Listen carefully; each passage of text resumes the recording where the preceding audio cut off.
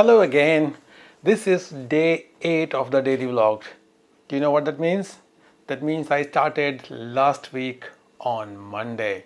So it's a 1 week anniversary. It's like a classic. Oh, remember that time when I was sitting there in front of the camera and thinking about all those reasons why I should not do a daily vlog? Good times. Good times. Let's keep going down the memory lane a little bit more, and I'm going to talk about last year in March when I went to Thailand with my family. Part of the family. I have a big family. And it was quite a fantastic trip, and I am going to just show you a few pictures. I took like about 3,000 pictures there in the 6 days. Don't worry, I won't show you 3,000 pictures. I'll show you like maybe five or six. That's it. I could do the phone thing and try to do it that way, but that usually doesn't work for me. So what I'm going to do is let's Iron Man this.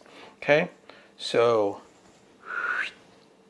this is the collection of pictures, and let's put this away and let's do one by one. So the first picture that I have to talk about is my most memorable picture from Thailand, and that's the picture that I didn't take. Yeah. You know how they say you should never have regrets in life? Well, I have that one. Before I went to Thailand, I had planned everything. I usually do a lot of planning for my trips. And I knew that we were going to have one day in Bangkok. And that one day, I was obsessed with sunrise and sunsets when I was in Thailand. So I wanted to have the best pictures of sunrises and sunsets every day of that trip. And for the first day, because it was going to be my one and only sunrise in Bangkok, I had picked out a park called Lumpini Park. I don't know if that's the correct pronunciation or not, but I think it might be okay because this is in English. It would have another name in Thai probably.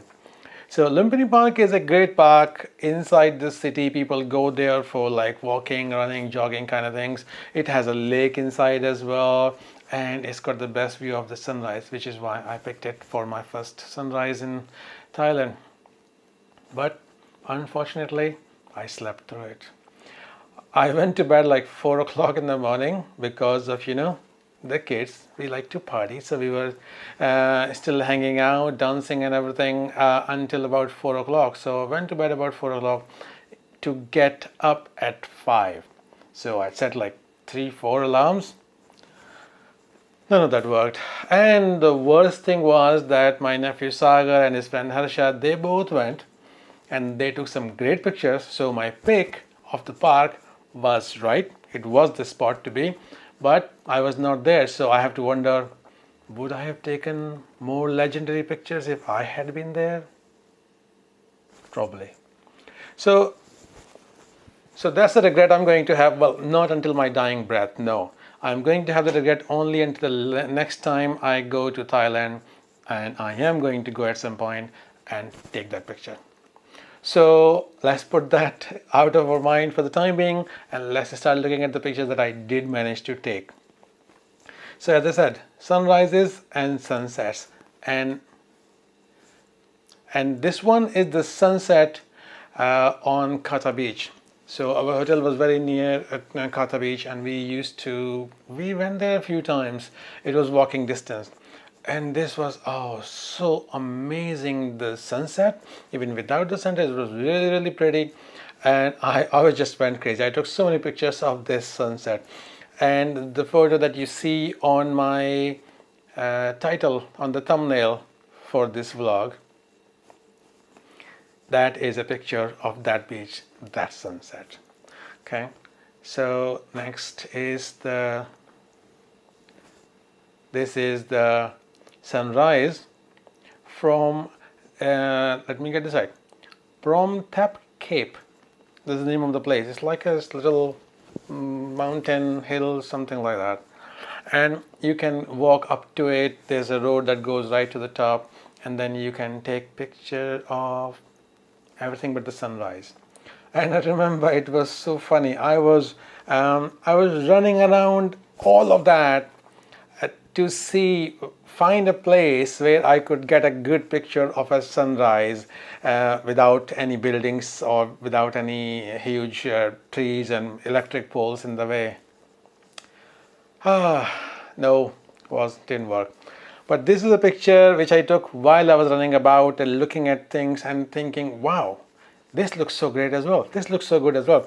So this picture came out much nicer than I had thought, which is why I have included this in this trip down memory lane. But this is the picture that I actually took of the sunrise. And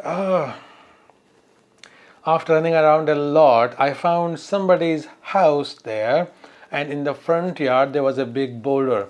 So I climbed on the boulder in that person's front yard, hoping that nobody would wake up that early and come and find me intruding in their house, in their land.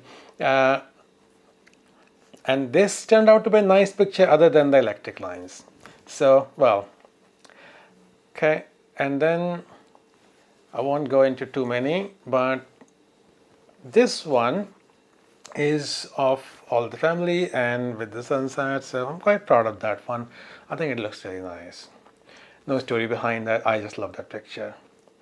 And it reminds me of a good time when I was with the whole family and we were having so much fun. And I think this is on the Karen beach. Think so. Karen or Patong? Oh, damn. I'll have to find out. What good is a memory lane trip if you don't have the memories, if you don't remember the details? Anyway, so, and this one, even though you see me in this picture, I'm going to take credit for that picture because the person that we asked, a stranger that we asked a favor of to take our picture, I directed him, specifically showed him exactly what frame to take and how far to zoom and everything. And when he didn't get it right the first time, I had him take another picture a second time. So I'll take credit for that one. But that looks really nice as well. I took a lot more pictures, but I'm not going to bore you with all of them. As I said, 3,000 pictures, quite a lot of them. Some of them repeats as well. And I, other than taking pictures and just enjoying the scenery and sharing that, I do enjoy learning languages as well. Not really great at it, but I do try. And when I went to Thailand, I had not started learning anything before I went there. Usually I do, but I think the couple of months that we had for planning, we had so much to plan, and my work life was busy here as well. So I didn't get much language learning done. But once I got there, then I started learning little bit, like small sentences that you can use in every day. So for example, the swastika that everybody says, swastika. And so that is female version, and the male version is swastika. I don't know in the general usage as to how much they adhere to these rules, but that's what I found from Google Translate and from the internet. And there's another one called kopshunka and kopshunkrap. So kopshunka is if a female says it, which means thank you, and if a male says that, it should be kopshunkrap. Hold on. Don't go there. Don't make that joke about Thailand. I know, I'm thinking of the same joke. Just don't do it. Good. I'm so proud of you.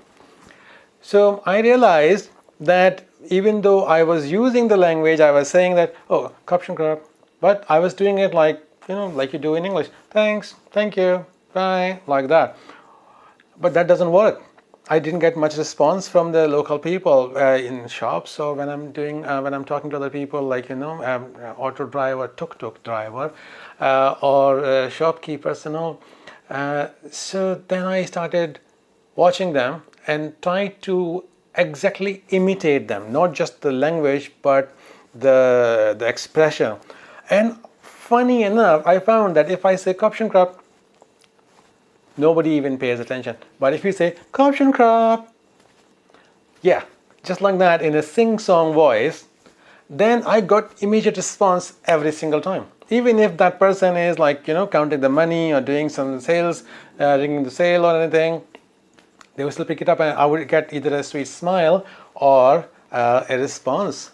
to that sometimes long response which I didn't even understand, but I did always get response. So that kind of tells you a lot about the Thai culture. The people there, they are that kind of cheerful people. And it's not like they have perfect lives, everything is sweet and they're all rich and famous and all that. No, they work hard. They have worked very hard, and you can see that, especially women work very hard. You can see women in pretty much all the stores, official positions and everything.